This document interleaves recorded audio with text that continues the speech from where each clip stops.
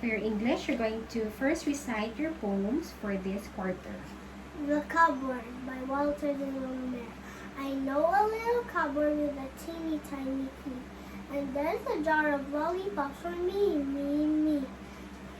It has a little shelf, my dear, as dark can be. And there's a dish of Banbury cakes for me. I have a small fat grandmamma with a very slippery knee, and she's the keeper of that cupboard with a key. And I'm very good, my dear, as good can be. There's Banbury cakes and lollipops for me. God by Francis White Turner. Just an apple blossom, just a singing bird, just a little laughing brook or a happy bird, just a bit of blue sky, just a bit of earth green sod, or oh, what little things it takes to show us God. So for your English, for your tales or literature, you're going to tell about Elizabeth Ann fails in the examination. And can you tell a little bit about Betsy? Okay, so Betsy is a shy girl and easily cries. And when there's lots of people, she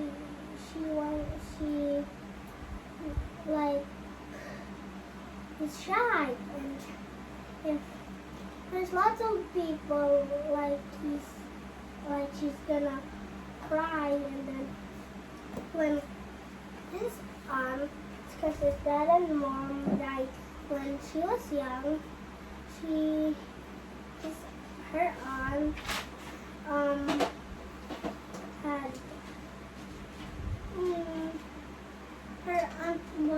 always protects her.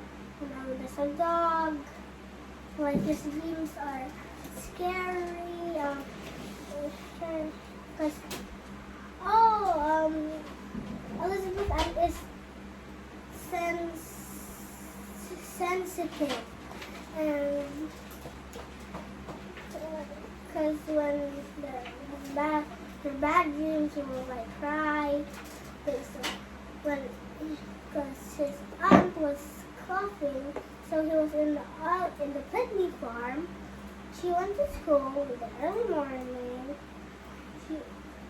It was her worst day in her life. It was examination, because she doesn't know what 2 and 2 make, because she doesn't know that it makes 4. So we said that when you do the examination, you all get tired, your shoulders get tired, and then you are almost gonna cry. Then because she failed when he went to Putney Farm to his Aunt Abigail, she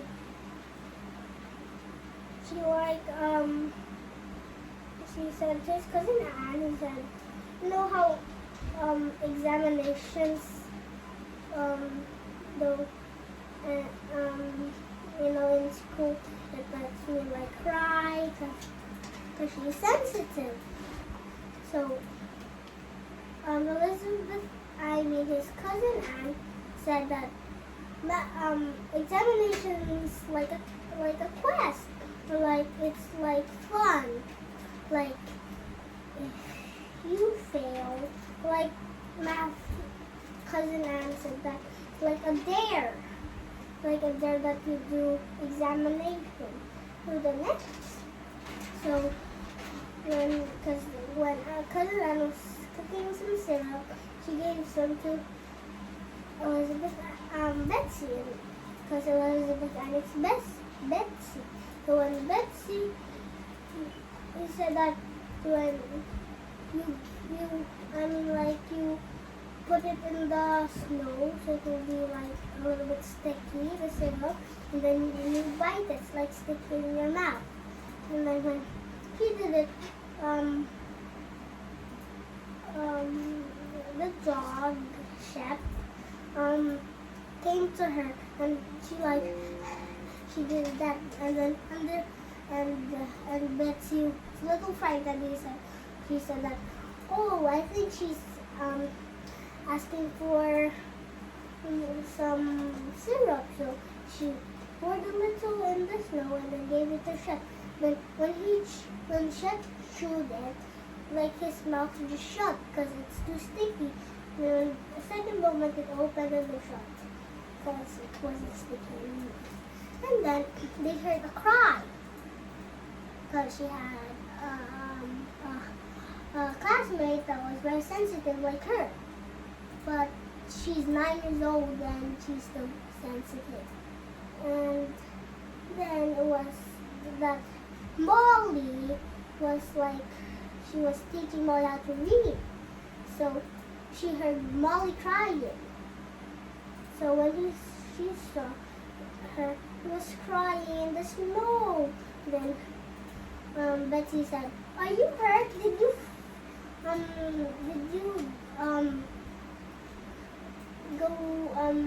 fell? I mean, did you drop yourself?" I said, "No, my mom is sick and my relatives won't accept me." So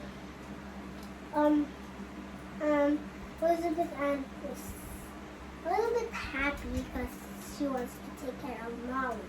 So he said, "Are you sure?" Then she said that, "Maybe I can take care of you." Then Molly was a little bit happy. Then they went to Cousin Anne. And then Cousin Anne said that maybe, but you must ask her relatives. And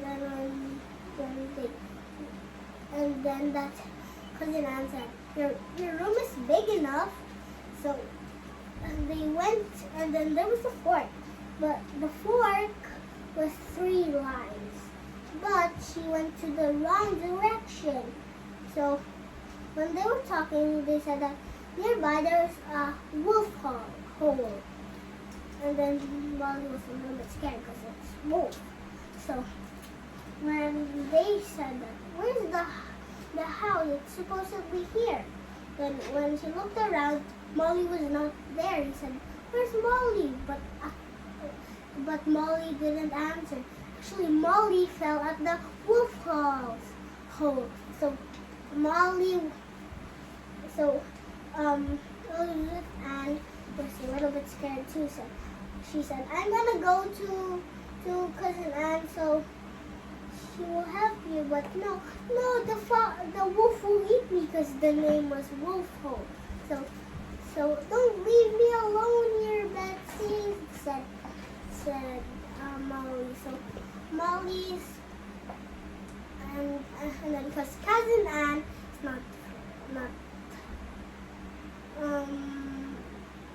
sensitive, so Elizabeth Ann got faith. So she said that what would Cousin Anne do if she was here? So she saw that like tree fell.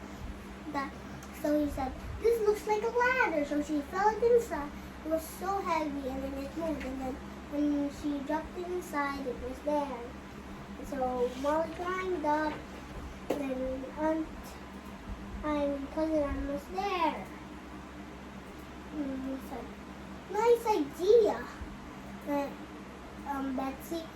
And I said to my dad, "We must put a fence around the wolf hole because it is so dangerous." So they went home and then they talked about it, and then Cousin Anne said,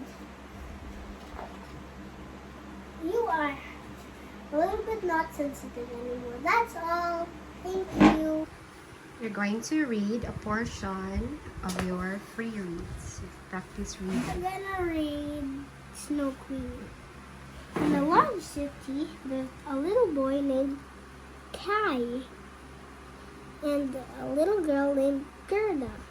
They played together in summertime, the fields, and when the snow began to fly, they got the sled and went skimming down the hills. One day, Kai took his sled down the public square and was playing with the other boys and noticed a large sleigh painted all in white. And in it sat a figure ruffled up in shaggy white fur with a cap on. The sled drove 10 times around the square, and Kay fastened his sled on it. It drove faster and faster, and then turned into one of the streets that ran out of the square. The snow began to fall thickly, and Jay thought he had better start back home. He tried to unfasten his sled, but he found he could not get loose.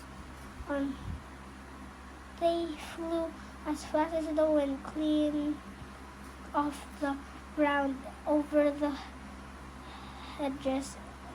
At last, the big sleigh stopped. The person driving it stood up, and Kay now saw that it was a lady, tall and slim. It was and dazzling white. "I'm a Snow Queen," she said. "Don't you want to come and see the beautiful place I live in?" The little boy felt so cold he could make no answer.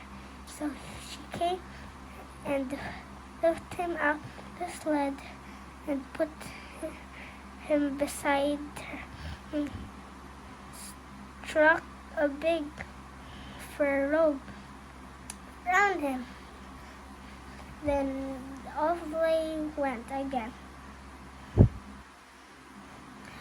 Well, it was long, dreary winter for Gerda, who missed her little playtime. One day in the spring, when she was out in the woods, an old woman playmate